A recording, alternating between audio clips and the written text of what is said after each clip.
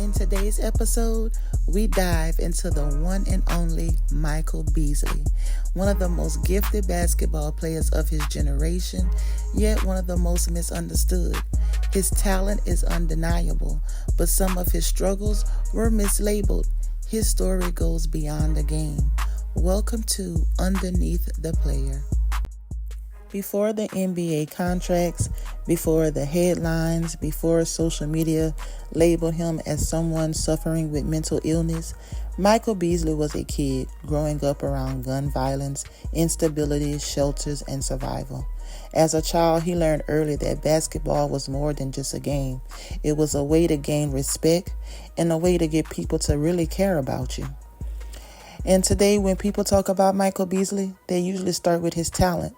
One of the most gifted scoring of his generation, an NBA player who is still respected by other NBA players, and a player who will still score on anyone. But in this episode, it's not just about his talent in basketball. This episode is about what happens when talent grows faster than healing. In 2006, Michael Beasley was named a second-team parade All-American. He joined the U.S. men's U18 national team and led the team in points and rebounds. During the 2006 FIBA American U18 Championship. Soon after that, he was selected as McDonald's All-American. And in 2007 McDonald's All-American game, he showed himself by earning MVP honors after dropping 23 points and 12 rebounds. At this point, the basketball world was already taking note of the superstar Michael Beasley was becoming. My ability to dribble like a god, get 10 assists a game. I think people surprised that I do the unexpected. According to allthingshoops.com, Beasley secured a scholarship to Kansas State University, largely due to his elite performance at schools like Oak Hill Academy and his status as a top prospect. At Kansas State, Beasley became one of the most dominant players in college basketball almost immediately. His size, scoring ability, rebounding, and offense skills made him nearly impossible to guard. Everywhere Beasley played, the conversations were the same, according to ESPN. Many would say, this dude is different. In 2008, Michael Beasley was selected overall in the NBA draft by the Miami Heat. Over the next 11 seasons, he will play for multiple NBA franchises, including Miami Heat, Minnesota Timberwolves, Los Angeles Lakers, and New York Knicks. He made the NBA All-Rookie First Team in 2009. Later in his career overseas, he became the Chinese Basketball Association Foreign MVP in the year of 2016, and eventually he won back-to-back Big Three MVP awards in the year of 2024 and the year of 2025. His talent was undeniable, but while people saw Michael Beasley the basketball player, very few stopped to understand Michael Beasley the person. One thing people often forget about athletes is that they are human, and sometimes what the world may see them struggling with may not be a sign of mental illness. It could be a sign of being emotionally overwhelmed, grieving, or carrying the load of years of pain that they have never learned how to really process. Athletes are taught how to perform before they are taught how to process pain. When looking at the systems in athletics, we have to consider that these systems were built long before conversations about mental health and emotional intelligence were common. So when you have a player like Michael Beasley coming into the game who has a background of trauma that he has not even really learned how to process, and also trauma that he has not even fully healed from or even began to heal from. On recent interviews on clubs, Shay Shay and The Pivot and other interviews, Beasley is speaking out about his childhood. He shares that he is one of 5 kids. His mother, who was a single mom, worked multiple jobs, which meant that she was not able to really be in the home because she was so busy trying to provide. And that left he and his siblings basically raising themselves.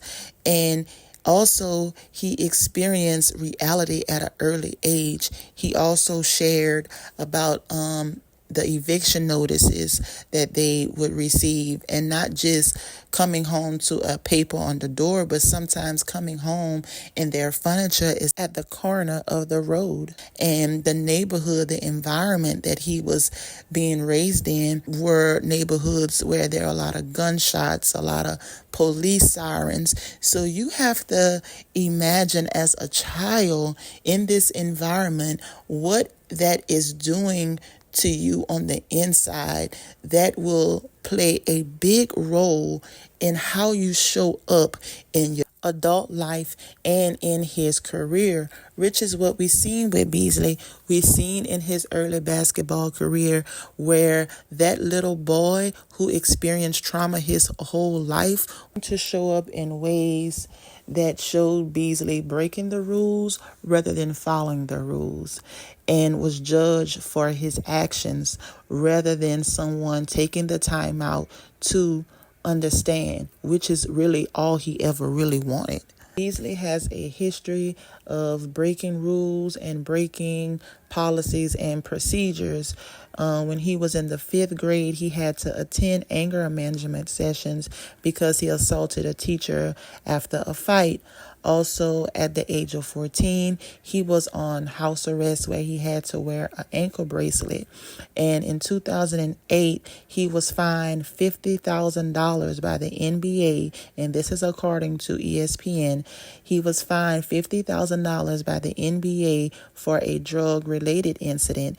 And in 2011, according to ESPN, he was arrested for marijuana possession during a traffic stop in Minneapolis. And in 2013, in Scottsdale, Arizona, while he played for the Phoenix Suns, he was arrested for marijuana possession during a traffic stop. And recently in 2025, he was arrested for marijuana possessions in Manhattan Regional Airport after the TSA found 6 grams of marijuana in his bag. So he does have a history of being arrested for possession of marijuana, or breaking the rules. And as he stated in his interviews, just him hanging with the wrong crowd, and also not really know how to deal with what he is going through and what he went through, not knowing how to process all that and how to overcome that just yet. So it results in certain behaviors, not because he has a mental illness, but because the lack of support he felt he did not have. In the year of 2018, Beasley experienced a tragic loss. He lost his mother, Fatima Smith, December 23, 2018, due to stage 4 cancer. Beasley explained that before learning about his mother's cancer diagnosis, he and his mother were not on good speaking terms. According to Beasley, the tension in their relationship grew after conversations he had had with his father that led him to believe that his mother had kept his father away from him during parts of his life growing up. This information deeply affected him emotionally, and it created distance between him and his mother. Beasley later found out that while they were distant from each other, his mother was secretly battling with cancer. Not only was she sick, but she was reportedly driving herself to treatments alone while hiding the severity of her cancer. During this time, Beasley was playing for the Lakers. He took some time away from the game so that he could deal with his family issues surrounding his mother's illness. Despite the challenges Beasley and his mother faced in their relationship, this did not affect the love he had for his mother. Beasley speaks openly about the struggles that he dealt with dealing with the reality of his mother passing and everything that she dealt with prior to her passing. According to ESPN, Beasley's mother had requested to watch the Lakers play. On December 16, 2018, Beasley took his mother to a Lakers game in Washington, D.C., where they were able to watch the game together. A week later, he said his final goodbyes to his mother. At the time, Beasley was 29 years old. In the early 2000s, conversations around emotional intelligence and mental health in sports were nowhere in common. Back then, vulnerability in male athletes was often mocked instead of understood. Beasley did speak out about reaching out for help many a times, but was left ignored or mislabeled. Once society mislabels someone's behavior before understanding them, every action starts to get interpreted through that label. At the end of the day, underneath the player is still a person, and sometimes the person is fighting battles that the public never took time to understand. For Michael Beasley, money and fame didn't magically erase his childhood pain. If anything, it amplified it.